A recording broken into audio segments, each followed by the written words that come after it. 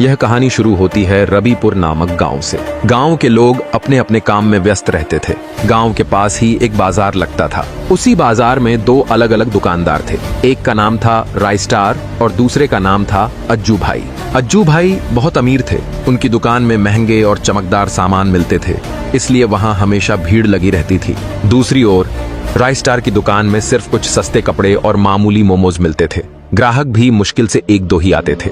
राइस्टार के परिवार में एक छोटी बहन भी थी, जिसकी पढ़ाई की जिम्मेदारी भी उसी पर थी। वह बहुत ही मेहनती और ईमानदार था, लेकिन हालात उसका साथ नहीं दे रहे थे। किराया और चिंता। एक दिन जमीन का मालिक आया और राइस्टार से दुकान का किराया मांगने लगा। राइस्टार बोला, अंकल, मेरी दुकान अभी नहीं चल रही है, अगली बार 2 महीने का किराया एक साथ दे दूंगा। मालिक ने कहा, ठीक है, लेकिन अगर अगली बार नहीं दे पाए तो दुकान बंद करवा दूंगा। राइस्टार की चिंता और बढ़ गई। वह घर जाकर अपनी छोटी बहन को सब कुछ बताता है। तब उसकी बहन उसे एक नया विचार देती है, शहर की ओर सफर। अगले ही दिन राइस्टार ट्रेन पकड़कर शहर चला जाता है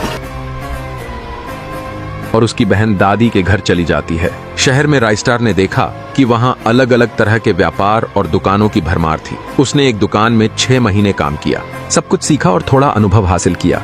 वापसी और बदलाव। 6 महीने बाद राइस्टार गांव लौट आया। अब की बार वह खाली हाथ नहीं था। उसने एक सस्ती वॉशिंग मशीन की दुकान खोली। यह मशीनें गांव की महिलाओं के लिए बहुत उपयोगी साबित हुईं। हर घर में इनका इस्तेमाल होने लगा और उसका व्यापार चल निकला।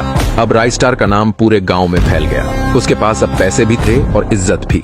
लेकिन अब राइस्टार इतनी ऊंचाई पर पहुंच चुका था कि उसकी बराबरी करना आसान नहीं था। फिर एक दिन राइस्टार अपनी लैम्बोर्गिनी गाड़ी में बैठकर उसी जमीन के मालिक के पास गया और बोला, अंकल, मैं आपकी सारी जमीन खरीदना चाहता हूँ और आपको अच्छा पैसा दूंगा।